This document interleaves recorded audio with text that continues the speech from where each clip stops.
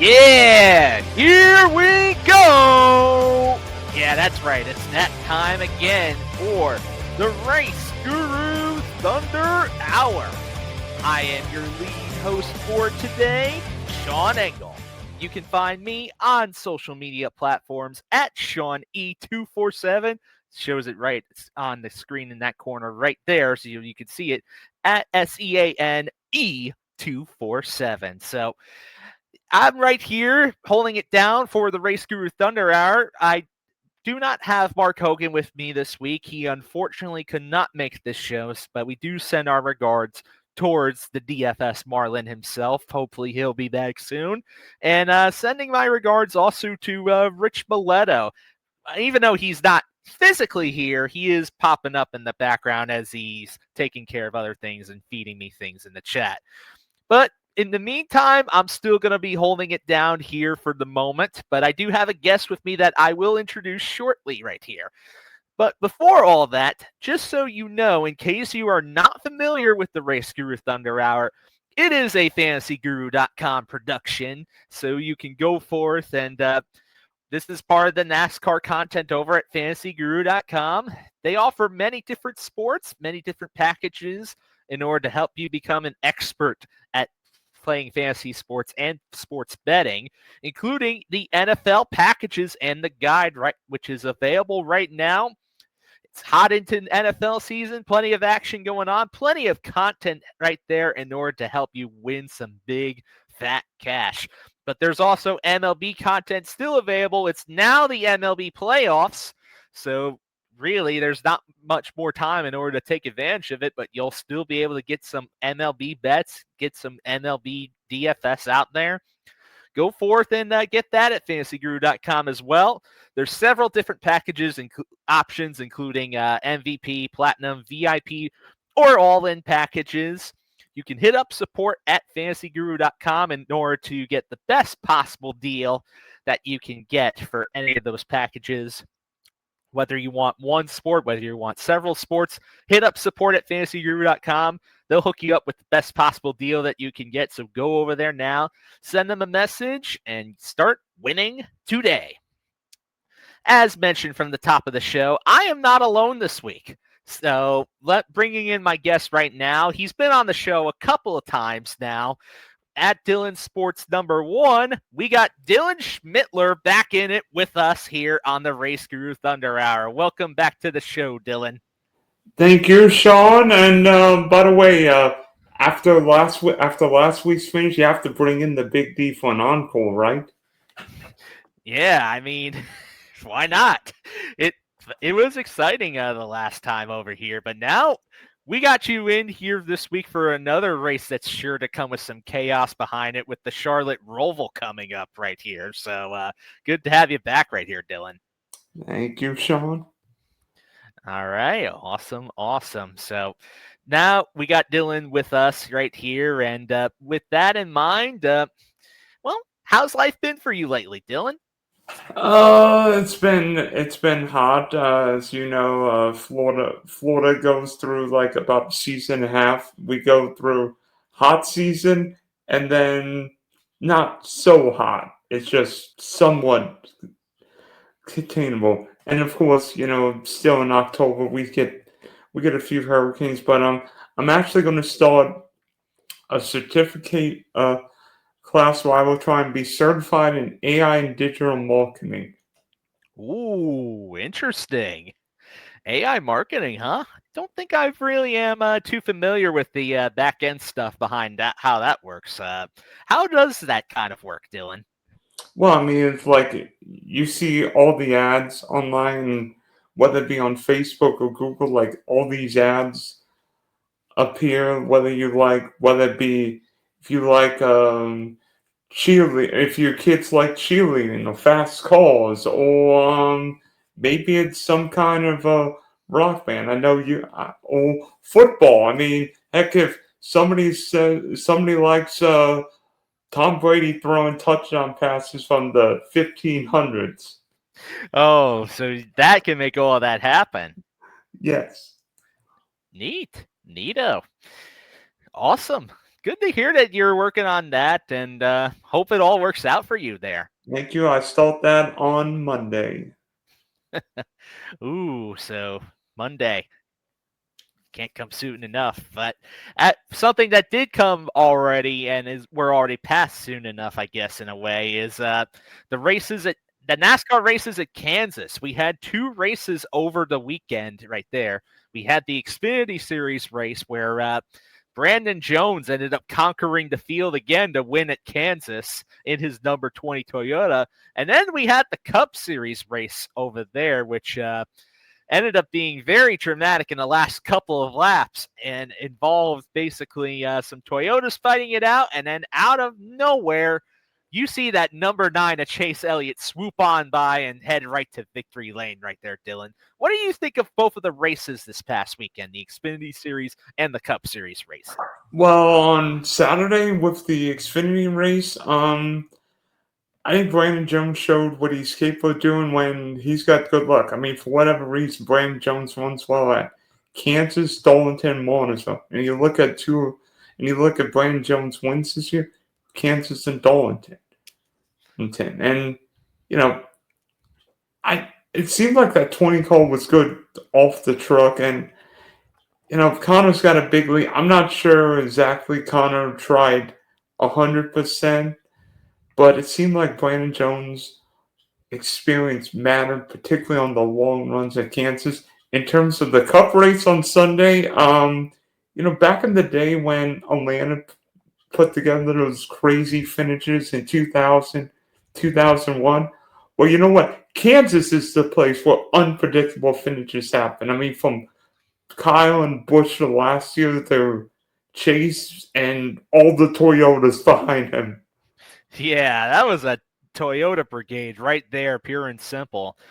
Going towards the last restart right there, it was basically 23-11 versus Joe Gibbs Racing right there. It looked like it was going to be decided between those 2 teams whether one of their drivers was going to make it. But then in the end, it was neither of them, and Hendrick swooped in with Elliott right there, and they saw it they showed it on the replay right there during the broadcast. He started that last restart from about the 10th position, and in 2 laps, he made it all the way there to first. I mean, one of the craziest restarts. I remember, I think it was Cole Custer going from 6th to 1st at Kentucky, and I'm like, that seemed crazy. And, I mean, Chase just found the hole, took advantage, and he's like, boop, boop, boop, boop, and took advantage of, Bubba blocking Bell. And then Denny and Bubba getting together, and Chase like, yeah, I'll go on the inside. Whoop, bye-bye. I'll see you in the victory. I'll see you in victory lane. Yeah, and now Chase Elliott automatically moves on to the next round of the playoffs, while some of those other drivers are still going to be points racing here at the Charlotte Roval. But man, that was quite a sight to see with how that race ended up right there, Dylan. So overall, gotta say it was another enjoyable Kansas race overall, and glad to have witnessed that. I do have to mention this though too, as I look towards the results ladder for the Cup race in particular. I know we don't always give too many shout outs on this show for when a driver has a really surprising result, but we have to shout out Shane Van Gisbergen finishing in the 10th position right there. This is first ever top 10 finish on an oval in a Cup Series race right there, Dylan. And it wasn't just a case of him just going forth and working through pit strategy in order to get there. No, he had to fight his way up to 10th because he was outside the top 10 on the last lap. He had to get past Ross Chastain in order to get inside the top 10.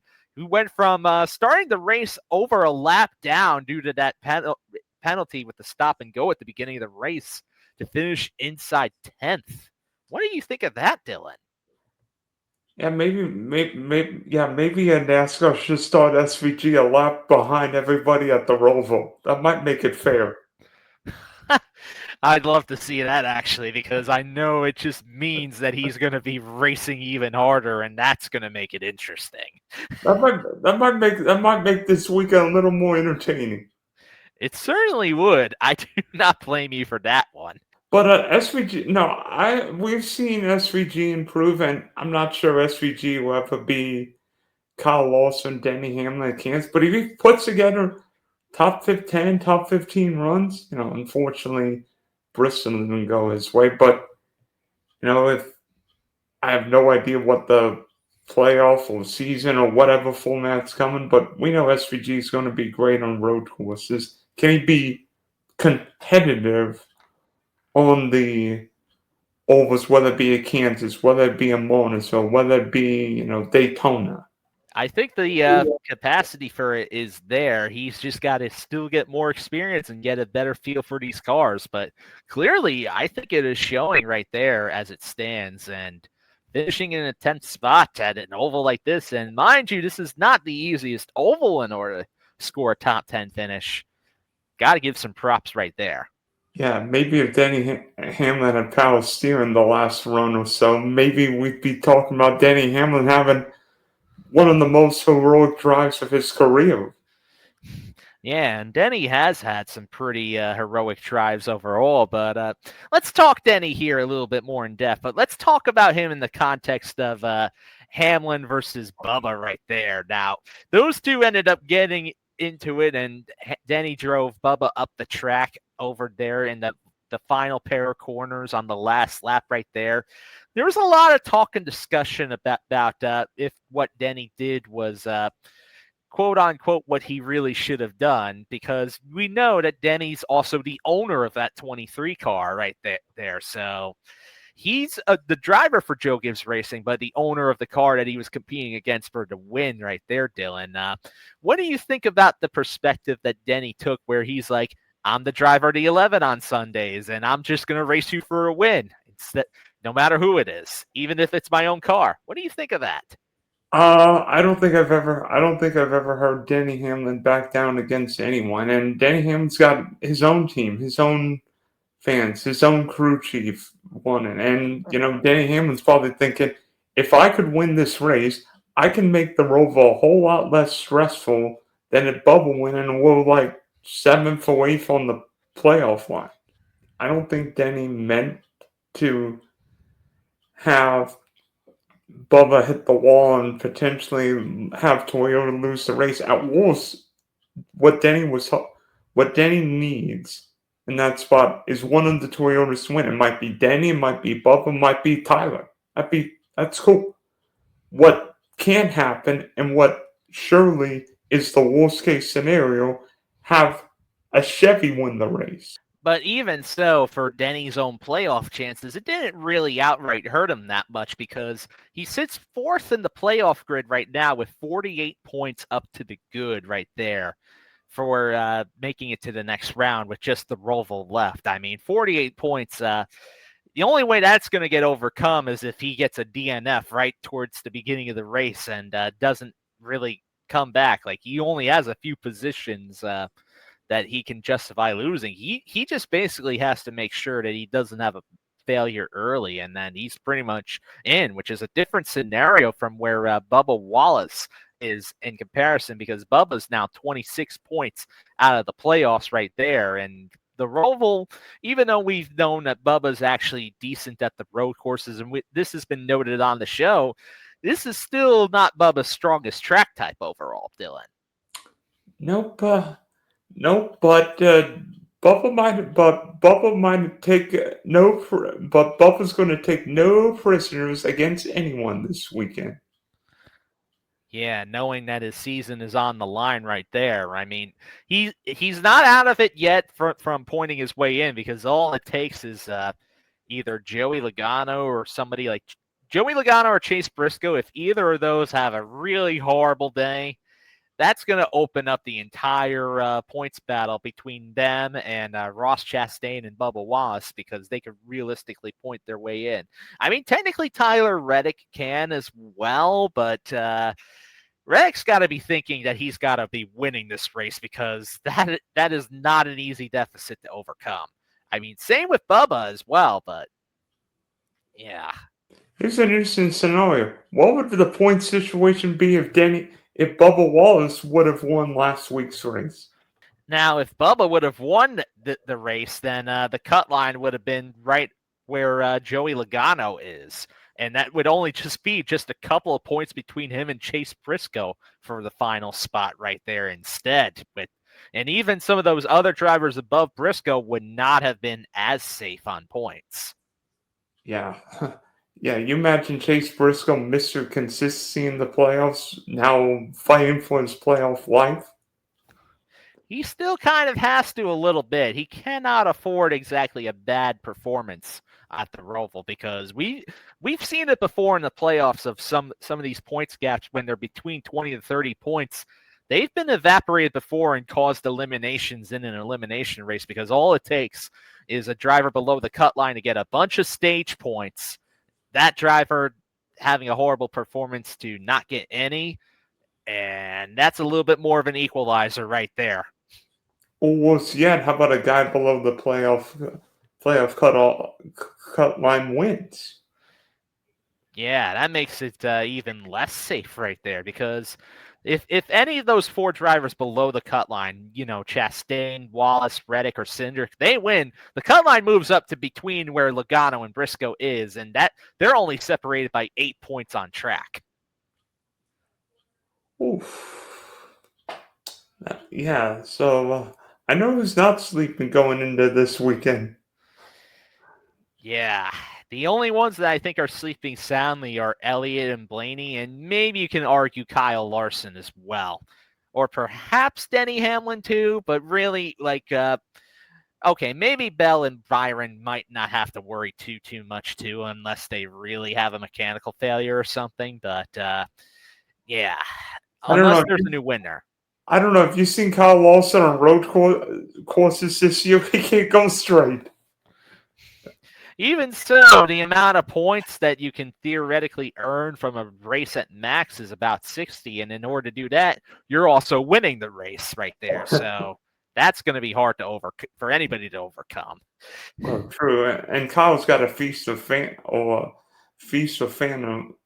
with this track. Couple wins, but we all remember what happened in 22 with the broken tolling. Oh yeah, that is true. Definitely some interesting history there with Larson.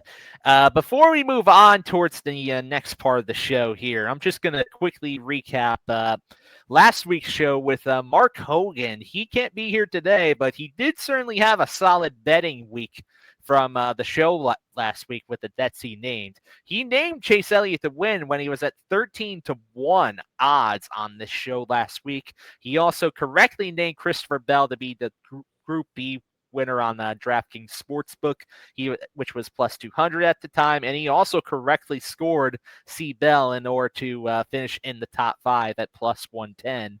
And he almost correctly called Christopher Bell to be the top Toyota at plus 300.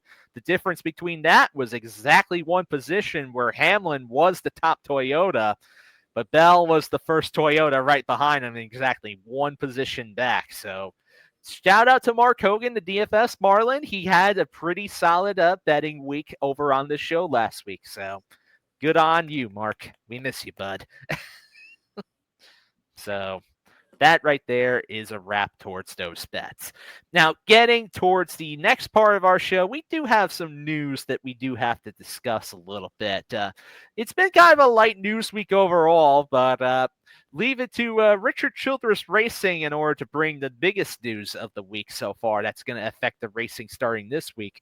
So now, last week's show, it was emphasized that Randall Burnett is officially made the announcement that he's going to Trackhouse Racing next year in order to become the crew chief for Connor Zilisch in the Cup Series for his rookie season.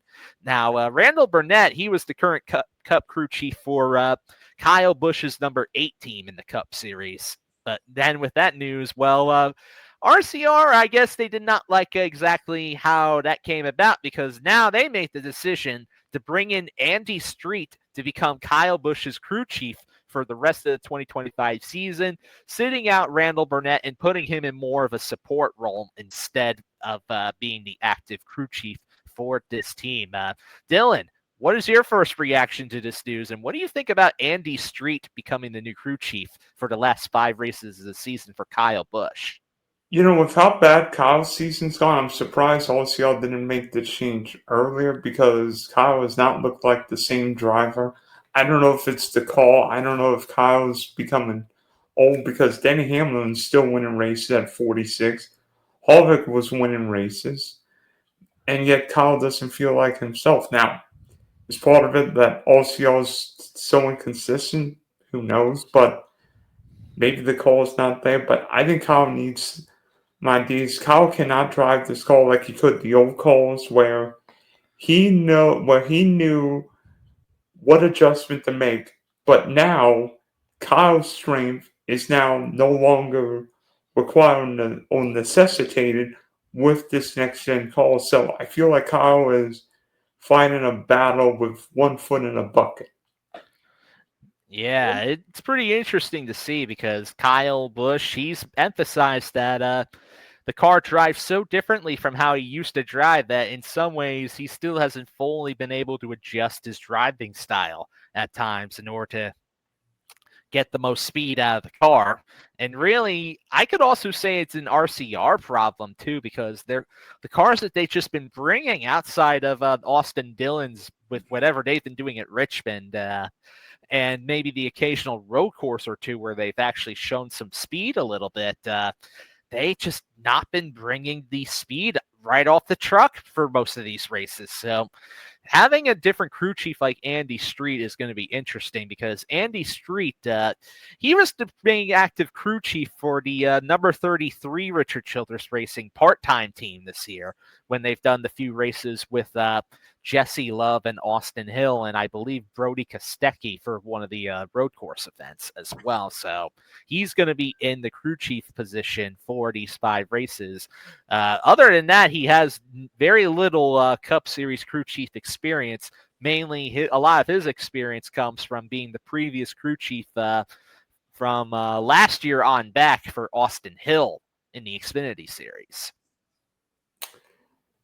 And the Xfinity and Cup calls could not be any more dissimilar. Yeah. So this is a promotion right from within RCR for in this case. And hopefully we see Kyle Busch contending for wins because I think we need to see a couple more bows before Kyle hangs up the helmet.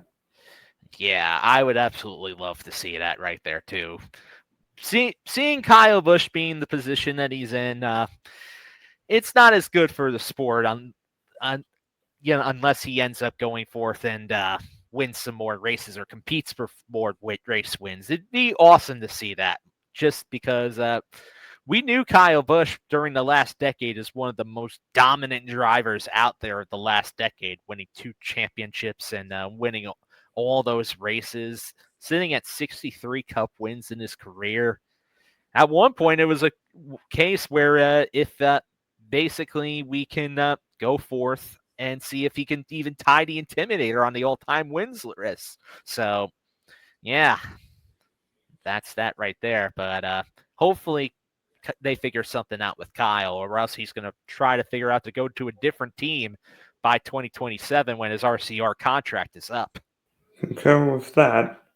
Now, one other news story that we did come across more recently is an Xfinity Series news story. And this is another silly season confirmation right there with Nick Sanchez. He announced officially that he's expected to be back with Big Machine Racing in the 2026 season for the O'Reilly Auto Parts Series in that number 48 car, which yeah, there was a lot of expectation that Sanchez could probably be back in that 48 car, but now he said that basically that is the plan right there. What do you think about Nick Sanchez's performance so far in his first full-time rookie Xfinity season right there, Dylan? And what do you think of this news that he's going to be back for a second year in that 48 car?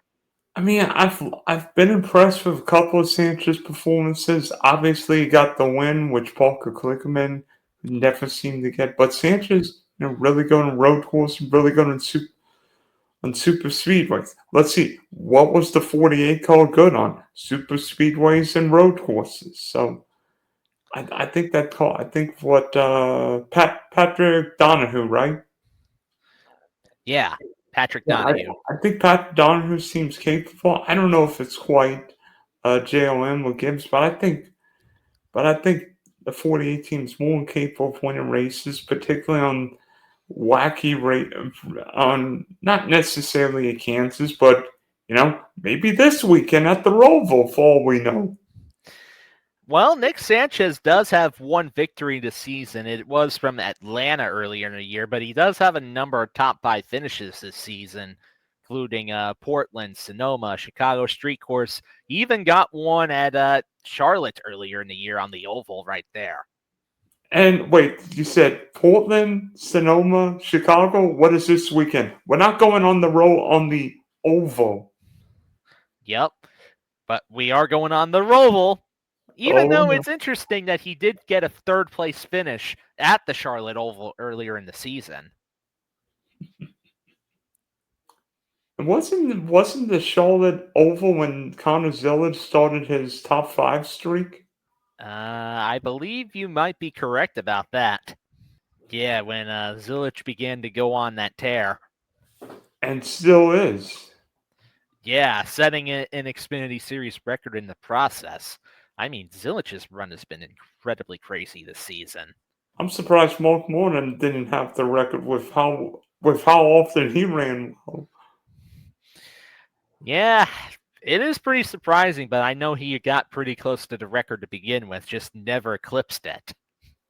So moving on here, let's go around and talk about the Charlotte Roval this week here, Dylan. So previewing the Charlotte Roval, basically we got all 3 series in play for this week's race at the Roval. The Xfinity Series has raced at the Roval a couple of times, of course, now at this point. Cup's been there since the very beginning, but the Truck Series, they're going to be heading there for the first time ever.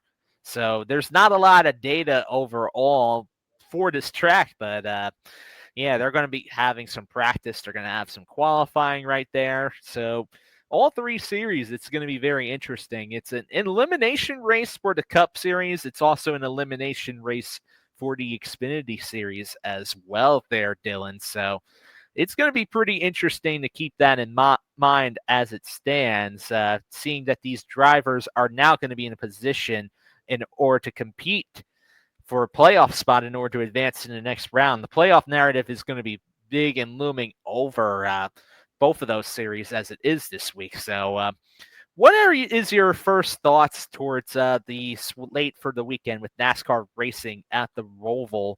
And what are some of the strategies that you think you're going to have for DFS and betting going into this week? Well, for one, I hope the truck series teams brought plenty of hammers because based on a couple of the road courses this year, the hammers are going to be needed, and not just for the trucks themselves. Might be to wrangle some common sense into the drivers because I don't think we want wreck fests. I don't think truck or car owners want wreck fest. Secondly, in many ways, yeah, we look at lap leaders, and yeah, lap leaders will still be important. But if I know, name me a random driver. Okay, let's say like William Byron. Let's just say William Byron started dead last. Well, you almost treat it like a super speedway where place differential, particularly in a race that's not that many laps, matters. It's not quite a restrictor plate race, but it's not a traditional 400-mile race like we saw at Kansas or what we'll see at Vegas. So it's like somewhere in the middle. The Roval is going to have a very low lap count, so dominators are certainly going to be big at not as big of a deal, actually, because it is going to be mostly about finishing position, really, right there. And you're going to also have some place differential movement, of course, because some of the drivers, this is not the easiest track in order for drivers to make qualifying laps as it stands. So you can surely bet that at least one or two notable drivers are probably going to screw up their qualifying lap in some way and start deep in the field as a result, too. And with this being the last race for playoff points, there will be multiple strategies. There might be a host of drivers staying out to get track position, but there might be 5, 6, 8 guys going for stage points. Yeah, especially at the end of the stage breaks right there, because we've seen it traditionally at road courses where teams have to decide if they're going to stay out and get some playoff points right there in order to help their standing and with these playoff races, or if they're going to just try to pit and then leapfrog those that didn't at the beginning of the next stage in order to get some track position and set themselves up to maybe try and seal the victory. I think, though, for in the case of the Cup Series and the Xfinity Series, though, that's going to be different between those two races right there as it stands, because Xfinity, I mean, well, actually, maybe not as much as I was thought as I'm speaking through the sentence, because that's right. There is Connor Zilic in Xfinity, and he has been the king of road courses this season, as SVG, Shane Van Gisbergen, has been the king of road courses in the Cup Series this season. So you know what? It may not be too different right there, because it's going to be based on what those two teams and drivers do. And remember, the Roval's the last race for anyone to get playoff points. So assuming Connor Zilic is dominating the Xfinity race or SVG is dominating the Cup race, if you, let's just say Brandon Jones, who won Kansas, or if you're Ryan Blaney or Chase Elliott, you may think, you know what, I'm not going to beat SVG in terms of finishing position. I may stay out, get that playoff point, because that playoff point's going to matter at Martinsville. Yeah, within the next round of the playoffs. That's going to be really big for sure. So when it comes towards the DFS side of things, it's pretty clear that you want to have a balanced lineup. You don't want to have drivers that start too far in the back, because this is a racetrack where it is going to be a little bit challenging to pass as it is. So some of the drivers that start towards the rear of the field, I mean, if worst case scenario, if you get a really fast leader, there is always going to be the risk that they can eventually fall the lap down as well. But also, you have to keep in mind, particularly for betting, though, this is not a bad track to consider top 10 bets in particular, because we do tend to see a bunch of wild names sometimes pop up inside the top 10 at the end of these races. And road courses, they're like wild cards, because whether it's pit strategy or some drivers making mistakes, there's all sorts of random elements and unknowns or just mechanical failures or driver mistakes going off course. All that is going to come into play this week. So which leader will wreck in turn one? There's always that question too, which makes this race overall sometimes you could either embrace the chaos and be even more into it, or you can also take the safer approach and just not put as much stake into this week as other weeks, because this is going to be a crazier slate of races, especially in the trucks, which, yikes. Not any data, only just practice to really rely on. It's going to be very difficult in order to recommend playing in the truck race this week. That's for sure. Good thing Corey Haim's got about a 5 million point lead.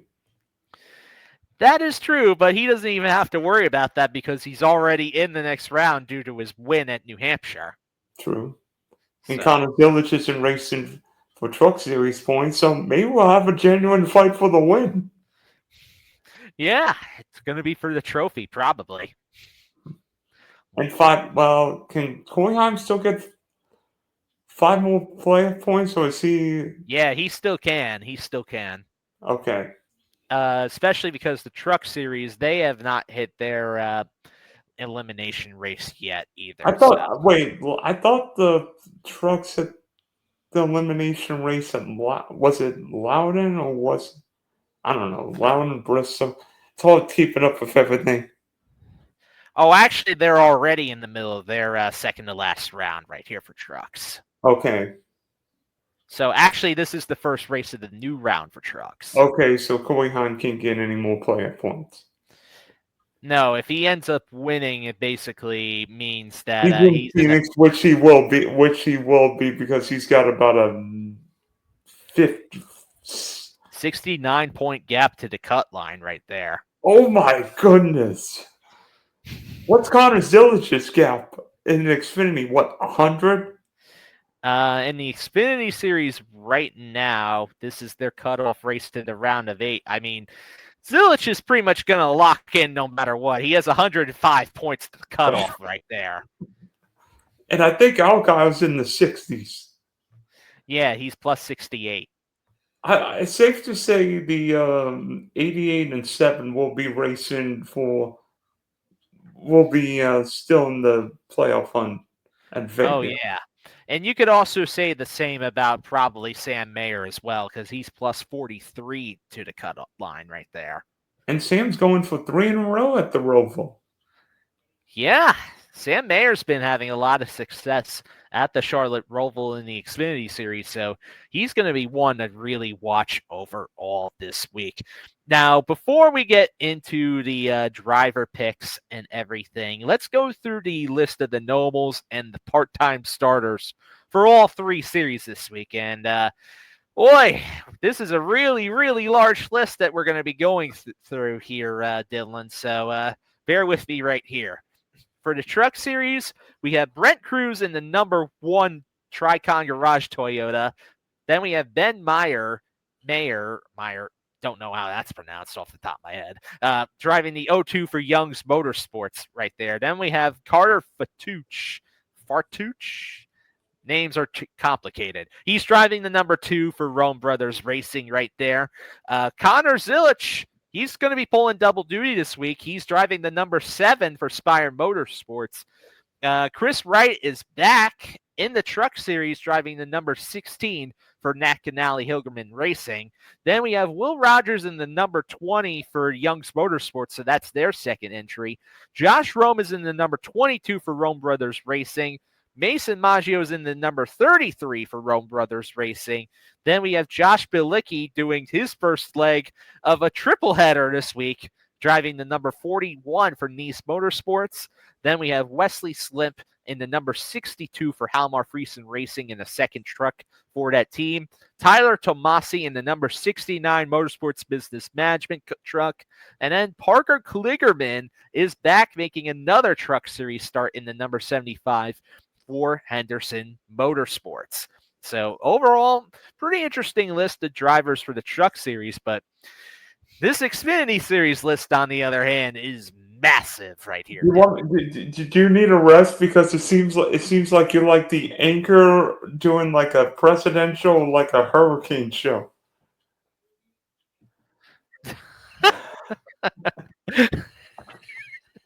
That's pretty good, Dylan. That's pretty good. I'll handle the Xfinity list right here. So okay. Getting over to that side of things, we have Alex Lepay in the number 07 for SS Greenlight Racing. Connor Mosak is making another start right there, so he's pulling double duty. He's in the number 9 for Junior Motorsports this week, so that's pretty exciting. Daniel Hemrick is in the number 11, another driver pulling double duty. The 11 for Kaulig Racing has Daniel Hemrick in it.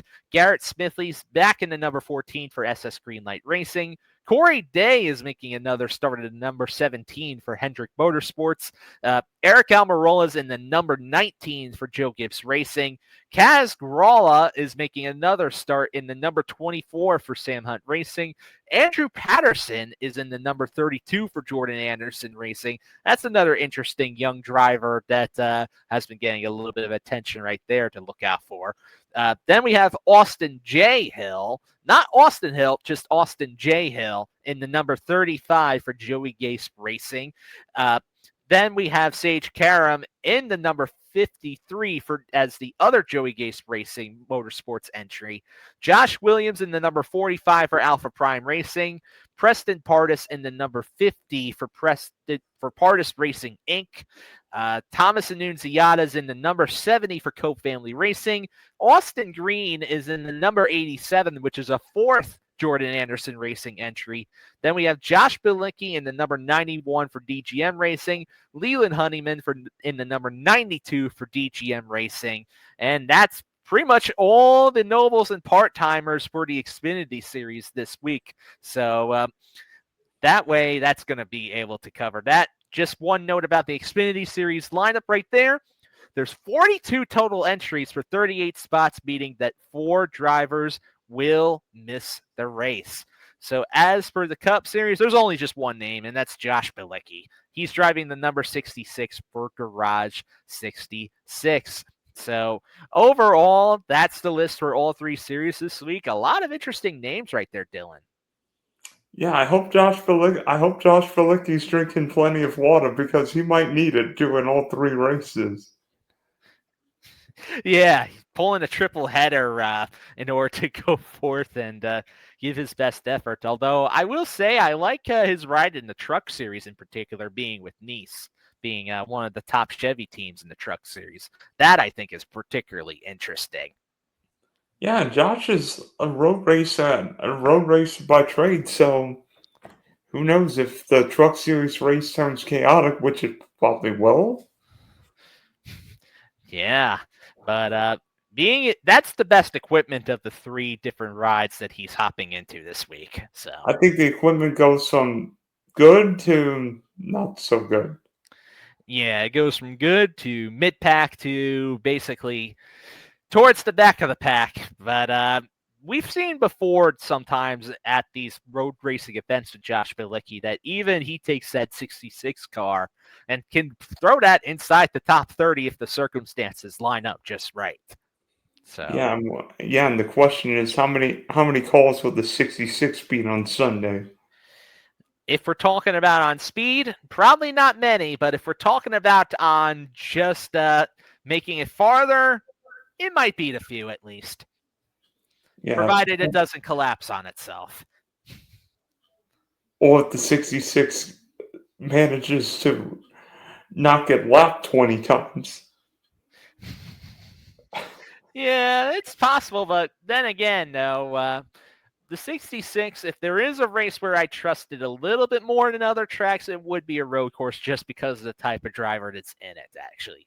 Yeah. So that right there, I mean, it's not like I'm going to go forth and outright recommend the 66 car in order to be the best option. I mean, I'm not going to go that far, but I'll tell you this. I'm not saying Josh Bilicki's going to win. I'm just saying Josh Bilicki might, I wouldn't say pass anyone because I don't know if he will. He might outlast a couple guys. Yeah, that's exactly the logic that I'd probably consider with that car. We saw it at the Chicago Street Course. He went from starting about maybe 38th or so and finished about like 28th, 27th or something like that, just from outlasting those other drivers right there. All right, before we also get into the driver picks, as a reminder, go forth and head over to fantasyguru.com. We have plenty of packages right there for all your sporting needs for fantasy, sports, and betting. There's NFL packages available, and the guide is still available, as well as all of our regular content for DFS and betting. You do not want to miss that, as the team's been pretty much killing it this season right there, the NFL team has. So there's also MLB content still available. You can go forth and get that at fantasyguru.com. Or you can check out any of the various packages. MVP, Platinum, VIP are all in. There's packages with different options for different sports right there. Hit up support at fantasyguru.com in order to get the best possible deal that you can get. Get on their good side. They'll hook you right on up. So be sure to go forth and do that. And also be sure to like, subscribe, and leave comments if you're enjoying the show. And it also really helps us out there with reach in order to get this show out to more ears. So we really appreciate you going forth and doing that. So hit us up on Discord, hit us up on the X social media services, wherever. Just interact with us. It's fun. We love to see it. So do that right there. Going forth, let's get into our picks for this week's race right here. let's talk about the top price picks to watch right here, Dylan. On my list, I have 4 drivers here, so one of them is technically a split pick between each of the DFS sites right here. I got Shane Van Gisbergen because, that's the obvious play, of course, and he's priced up much higher, but you can't deny his success at winning all the road course racing events this season. He's won all but one of the road courses this season right there, the only exception being at Coda earlier in the year. So, I mean, it's a no-brainer that Shane Van Gisbergen's going to be competitive this week as well. I also got the Dinger. AJ Allmendinger's on my list this week as well because his numbers at the Charlotte Roval have been incredible. He is a former winner at the Roval, and he's the only driver that in the 3 races with the next-gen car that has happened, only driver to finish top 10 in all 3 of those races. So he's also one of only 4 drivers to get 2 top 5s within the 3 races in the next-gen car, something that is shared with Kyle Busch, William Byron, and then the last driver that's on my list, Christopher Bell, who also happens to be another driver who's won at this track before. I mentioned him just before as being the only other driver to win a road racing event this season in the Cup Series right there. C. Bell, he's typically very fast on these road course events. We know that he's still going to have at least a decent enough run in order to advance into the playoffs. I got to like the chances for Christopher Bell this week, Dylan, too. So that's my drivers right here. Well, actually, wait, there is one more I did forget to mention. Bell is my DraftKings specific pick that I like, but I also do like Kyle Larson for FanDuel lineups this week as well in particular. Another former winner right there. He's won multiple times at this track before, too. And Larson, this is a track that he's ran pretty well at. He's the defending winner, so give me some Kyle Larson for FanDuel as well. That's the 4 I got right there, Dylan. What do you got? I have SVG and Kyle Larson. Be honest with you, SVG, I'm surprised he's not more expensive, especially after seeing what Connor Zillage is for the Xfinity and truck races. But SVG, probably go. That guy's okay on road course. I don't know about you. He's okay on road courses this year. Yeah. Just okay, Dylan? Yeah, he's won 4 in a row. Oh, yeah. 4 in a row. No big deal. No big deal at all, huh? And Kyle's got 2 Roval wins. Although this year I've seen the 5 cars spinning around more often than contending. Yeah, but that being said, though, he has been showing some signs of at least being a little more competitive in the last 2 playoff races right there. So credit where credit is due. And you know what? Eventually, the 5 car is going to get its you-know-what together. You got that driver and crew chief are way too talented. Yeah, they just need to get the setups to fully get there because you can tell that they're close. They're competing with the Toyotas, who have been really the class of the field throughout a good amount of the playoffs as it is. But you know what? The question is, can Kyle Larson survive Charlotte? Because remember what happened to 600? He spun out while leading. Well, even so, it's not going to matter too much considering he's 54 points to the good. I mean, all he needs is just some stage points at the end of the first stage, and he's about as good as locked in. That didn't help him in 22 when Kyle was in a good spot and somehow got eliminated. He's in an even better spot this year than that year. That's rather amazing. But Kyle's actually, I think Kyle's like one of not the top stage point earners in the playoffs. That is true. He has been earning some stage points all throughout the playoffs as it is. So definitely got to watch out for the number 5 team as it is. They could rise up to the occasion at any time. So that's that right there. Let's talk about the mid-tier drivers to watch now, Dylan. So who do you got for your mid-tier drivers? I've got Ty Gibbs. Be honest with you, Ty was really good at the Chicago Street Course. I think we both know wins coming for him. Ty's great on road courses, and who's to say if something doesn't happen with SVG, Ty Gibbs couldn't take advantage of it. How that 54 team blows every chance in a win is bonkers to me. Yeah, they have blown a few opportunities, and they have shown a lot of speed at the different road racing events. You think back towards Mexico City within the first two stages, that 54 car was the only car able to keep up with SVG, and then when it got buried in the field during the final stage, they just could not catch back up. Or you mentioned the Chicago street course. Gibbs had some speed at that particular track as well. So yeah, good point right there. And Who then else do you got? Secondly, I like Ross Chastain. He's got a road course win in Coda, driving track house calls, so maybe SVG will give him one or two of his secrets. And I like Ross only because I think this race comes down to a late race restart, and I think Ross knows he may have to be aggressive.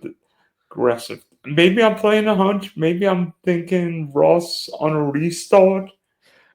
You're already setting the stage for a Rich Mileto style gut shot right there. Yes, yes, I am thinking when a late race restart happens, but you know what? Get Ross on four tires will be something. It could be interesting because Ross is a very gritty driver, and he will try to point his way in through attrition no matter what happens right there. And I Yeah, mean, we've seen Hail Melons. Why not have Hail Melon 2.0? oh yeah. Melon ball, but like cannonball instead of cannonball, it's melon ball. There we go. Just dive on into there and cause a big splash, and then he'll get his way into the playoffs. And then the third guy, I cannot believe his team hasn't won a race this year. But Chris Buescher is the most underrated road course guy who he darn near won Watkins Glen again this year. I mean, that 17 car is so consistent, and Chris Buescher is always there. I think honestly, if SVG doesn't win, it wouldn't surprise me if Chris Buescher wins. I really do like Chris Buescher a lot for this week's race as well. Spoiler alert, but Buescher is one of my drivers. It's on my mid-tier list as well. So that is something that you and I also share there too. Buescher has never finished outside of the top 20 in all of his starts at the Charlotte Roval, and has 3 top 10 finishes within his last 4 starts, but also incredibly, in the last 5 races, he scored positive place differential every single time. So that 17 car and driver, I want some action on that this week right there for DFS. So give me some Chris Buescher. I'm also on Alex Bowman this week there. Give me some of that 48 action as it stands, just because Bowman, outside of the DQ that happened in last year's race, he's finished top 10 in all of his starts at the Roval, which is highly impressive. And Hendrick Motorsports, they usually bring some pretty good cars to this track overall, too. So I would not be shocked if Alex Bowman competes for another top 10 finish right there. And You saying this weekend's the race that Alex Bowman gets his one and only dub this season? I think that's pretty plausible. There's a good shot for that to happen as it stands. I think if SVG ends up not winning this race and it's wide open, I mean, Bowman, he's been fast enough at the road courses. He's an underrated road racer that he could at least score a pretty good finish as long as he's got the car behind him.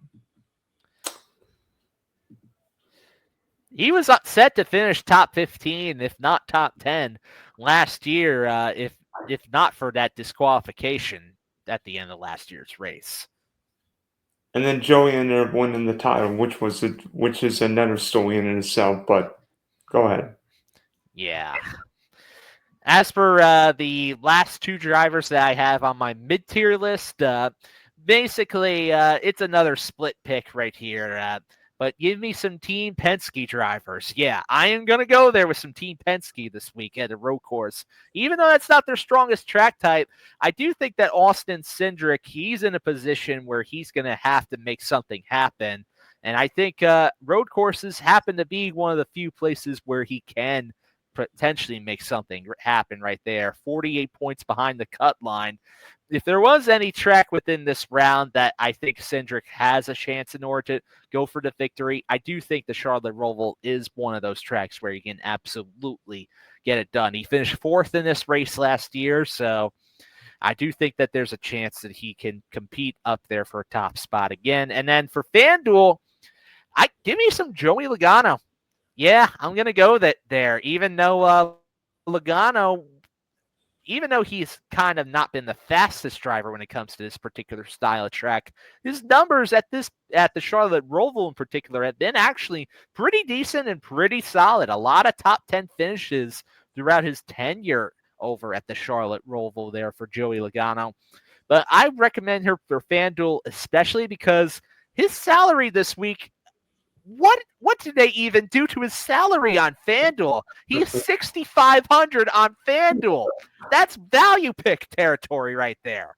Deep value pick territory. What that does not make sense to me right there. I don't think I've seen Joey Logano 6,500 in middle school.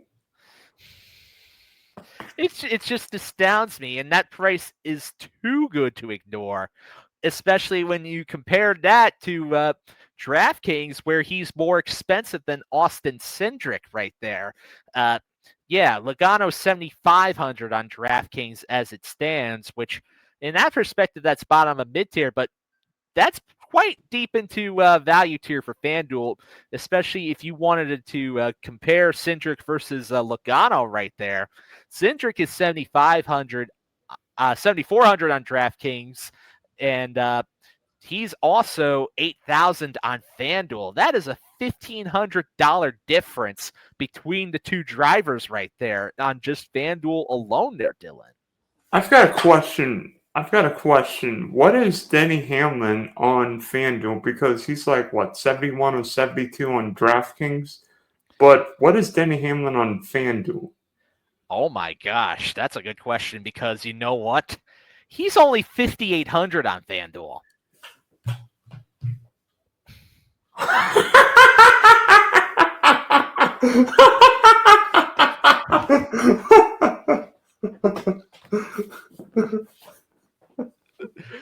Man, you know what? I actually didn't look up Hamlin's price before seeing that, but that's actually quite astounding to me. I can't believe he's under 6K on FanDuel. Who's the guy above Denny on FanDuel? Just above him is Brad K at 6,000. Oh gosh! Oh no! And mind you that Brad Keselowski, he's about, I'm going to count it here, 1, 2, 3, 4. He's 5 drivers below Denny on DraftKings. Somebody explain them apples. I mean, Brad K is 6,500 on DK, but yet he's more expensive than Denny on FanDuel. You know, we've said it before on this show here. Rich Mileto and I have discussed it. Even Mark Hogan has discussed it too. These FanDuel prices, we can't even contain the logic with that one. I can't even get the logic behind that one.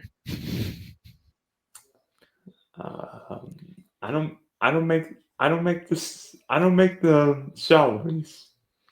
Yeah, I don't either, but I will say that if I did, it certainly wouldn't be that. That's for sure. But speaking of salaries, let's get to the bottom of the salary ladder this week. Let's talk about some sleepers and values this week. So I basically got 3 right here. I've got Bubba Wallace as it is right there. this has been a pretty decent track for Bubba. He's finished 16th or better in all the races at the Roval since joining 2311 Racing, and he's got to have a good result during this week's race in order to compete for a playoff spot or just even get in the conversation of pointing his way in right there. So the next driver that I have on my list right there, this one's going to be more qualifying dependent, but let me have some Cole Custer as a deep value play right there. So he's a driver that his worst finish is 24th at this place, but he has 2 top 20s in his Cup career at the Roval as it stands. So if he ends up qualifying in just the right spot, like not too deep, but not too far towards the front, he's a driver that I think could be a really, really big salary saver over at 5,600 on DraftKings. And for FanDuel, he's only 2,500 as it is, making him one of the cheapest drivers available to add to rosters as it is. And as for the last driver, well, yeah, those that have been listening or watching to the RaceGuru Thunder Hour knew that this name was going to come up once again because DraftKings and FanDuel still cannot be bothered to price this guy up where he should be, Ryan Preece. Yeah, there you go again. So Preece, he is only 6,800 on DraftKings, putting him at the top of the value tier, but he's really like a mid-tier driver, has been driving like one all season. And on FanDuel, he's 6,800, which is towards the top of the value tier over there as well. He's had some pretty decent history at this track as well.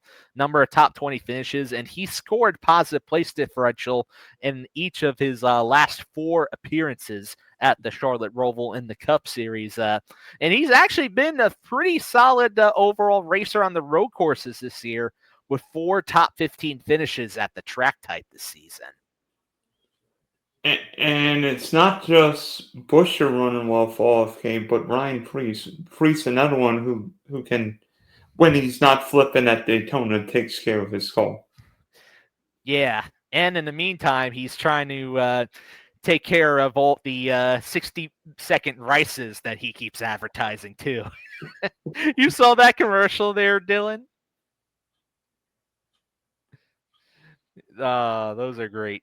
That's great as it is. Only 60 seconds, 6-0.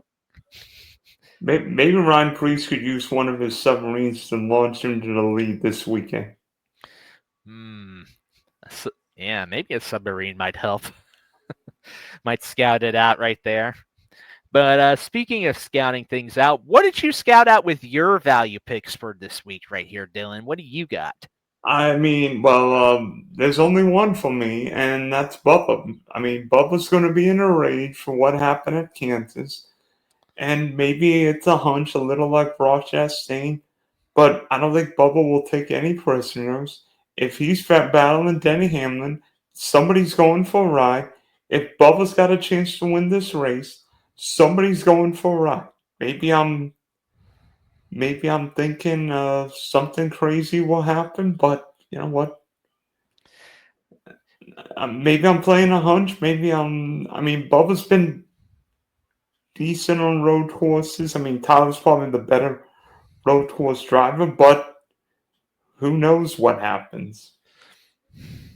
Yeah, it's not like Bubba's been the worst road course racer on the grid anymore. He's actually been having some decent results here and there. So it's not a question, especially since 26 points for Bubba. That's not an insurmountable gap. It's a hard gap to overcome, but it's not insurmountable. I mean, Bubba finished eighth at Watkins Glen, so I mean, and we know the first 7 cars got all wrecked in the same turn.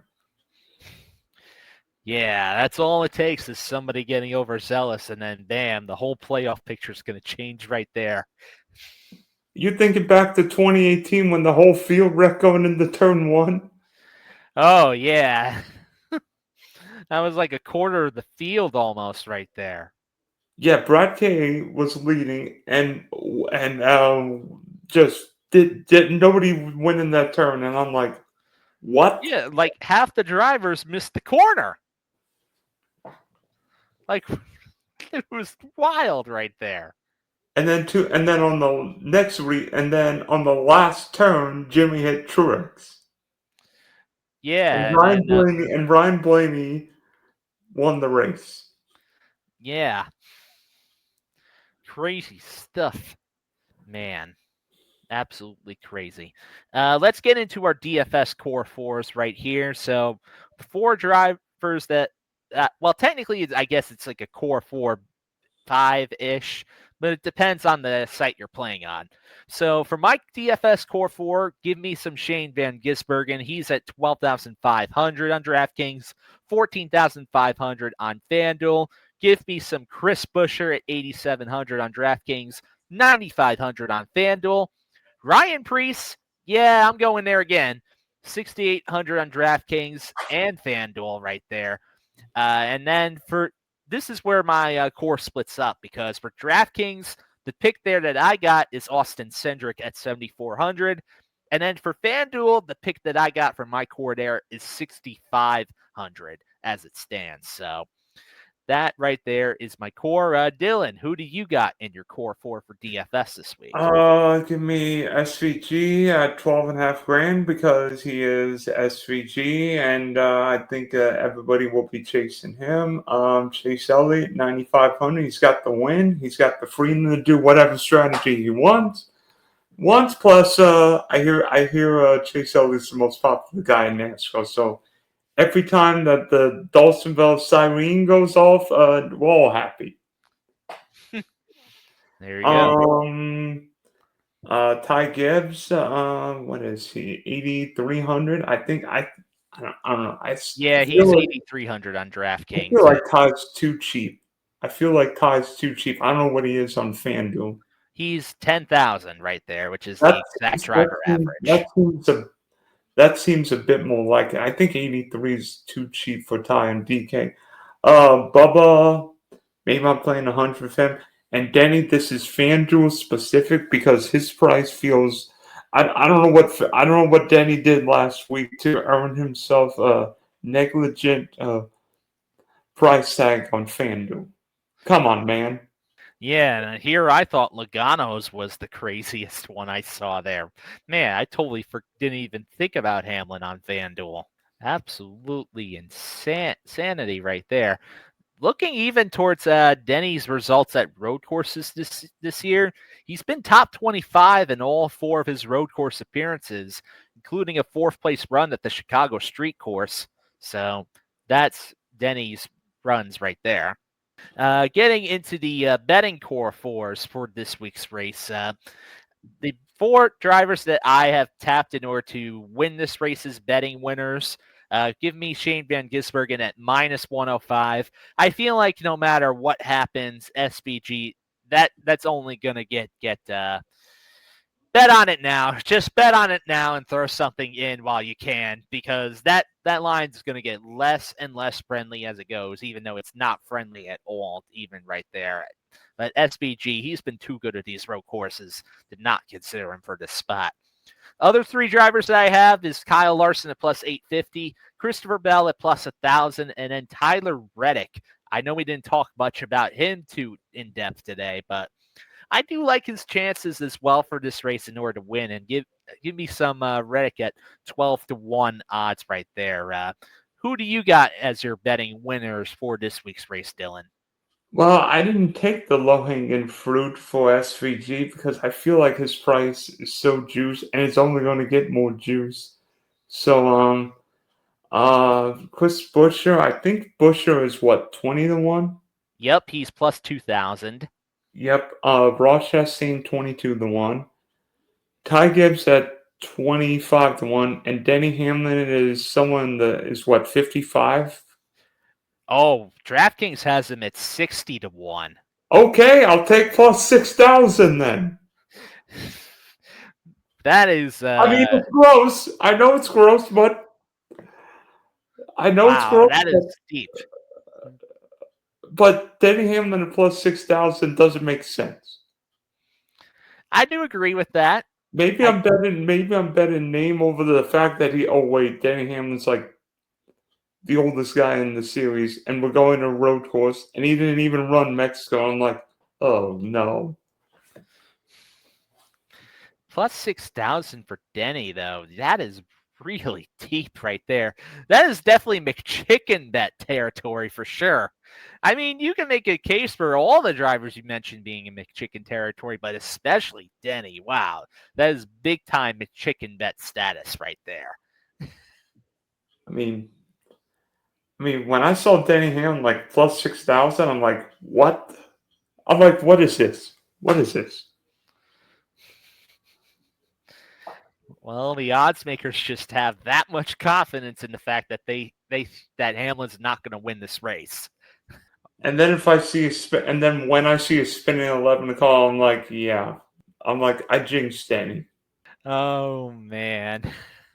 Well, we'll have to keep an eye on that if that actually happens in the race. But in the meantime, there's some other bets and picks that I have laid out here for this week's race. Now, I got a bunch of top 10 bets as it stands. The list is as follows. I got Alex Bowman for a top 10 at plus 120, Ryan Blaney at plus 140, as well as Joey Logano at plus 140. Austin Cindric at plus 160, and then Ryan Preece at plus 240 to round out my top 10 bets. I got a few top fives as well here to consider for those listening and watching. Kyle Larson at plus 110 for a top five. Christopher Bell at a top five for plus 130. Tyler Reddick at plus 180 for top five. And then give me some AJ Allmendinger at plus 200 in order to get a top five finish. Then rounding it out with my betting picks, I got the top Ford here. This is a manufacturer bet.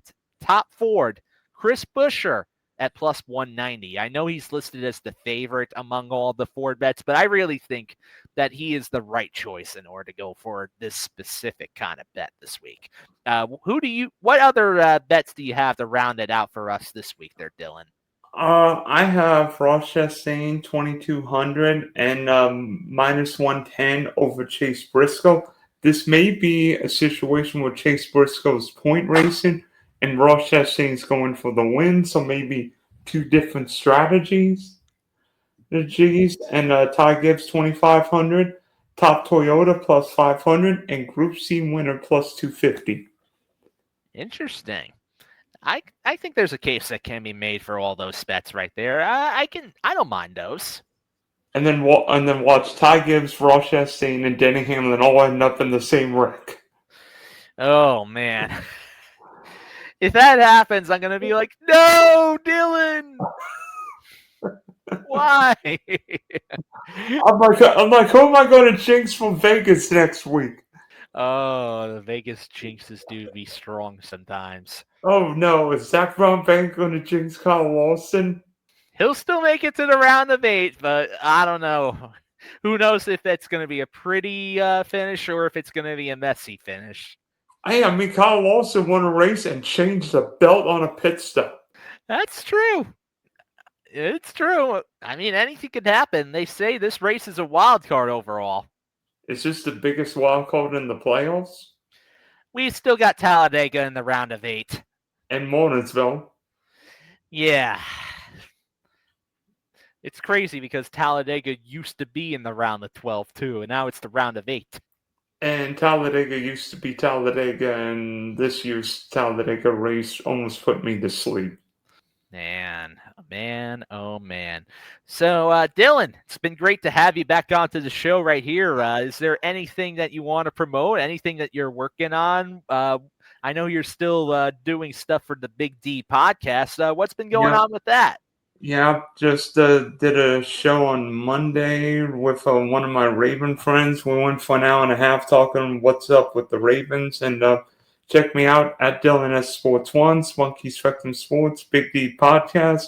Sean and Richard been guests on shows talking racing. And, we go, I try and go 0 to 225.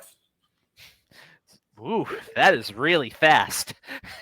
Unfortunately, I don't think the Cup cars will go 225 this weekend, and F1's race in Singapore, but that's here near there.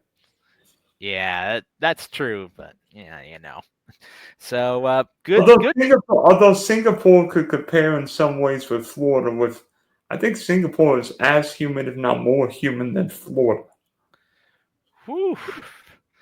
Man, how humid are we talking here, Dylan? I haven't been keeping up.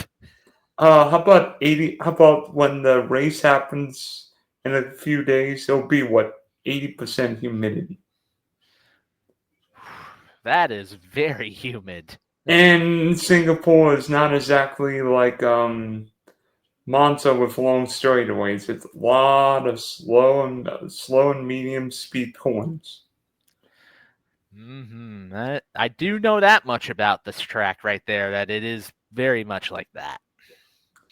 Well, anyway, thank you for joining me on the show this week, Dylan. That's going to wrap it up for this week's Race Guru Thunder Hour. So, for anybody out there, be sure to like, subscribe, leave comments, hit us up on Discord or on any social media platforms. Let us know how we're doing. Be sure to hit us up and keep an eye out for all the cheat sheets that are going to be in for this week's slates of races right there. So do keep an eye on that. Rich Boletto will have his overview up very soon. So be on the lookout for that during this later part of the week as well. So that'll do it for this week's Race Guru Thunder Hour. Appreciate you all just watching and being a part of the show. And we'll see you all next time. Good luck on your bets. Good luck on your DFS. And until next time, may the winners be yours and victory lane. See you all next time.